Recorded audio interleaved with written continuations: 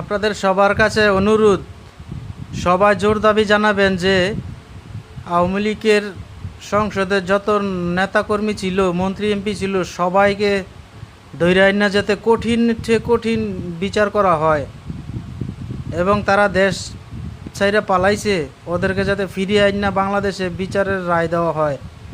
আর যতগুলো মন্ত্রী এমপি ছিল তাদের সম্পদের হিসাব যাতে করা হয়, সব সম্পদ যাতে বাজেয়াপ্ত করা হয়, সরকারিভাবে এই পদক্ষেপ যাতে নেওয়া হয়।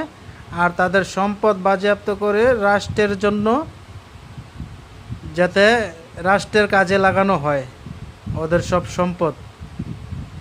সবাই জোর দাবি জানাবেন, সবাই একসাথে দাবি জানাবেন যাতে এই বিচারটা কার্যকর করা হয়, সবার সম্পদ যাতে বাজেয়াপ্ত করে দেশের কাজে লাগানো হয়। এটাই অনুরোধ রইল সবার কাছে।